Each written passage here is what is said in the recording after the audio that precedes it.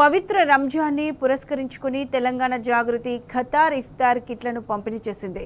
Doha industrial ఏరియాలోని labour క్యాంపులో 250 మంది కార్మికులకు కిట్లను అందజేసింది. జాగృతి ఖతార్ నాయకులు సుధా శ్రీరామోజు, ప్రవీణ లక్ష్మి ముకల ఆధ్వర్యంలో ఈ కార్యక్రమం జరిగింది.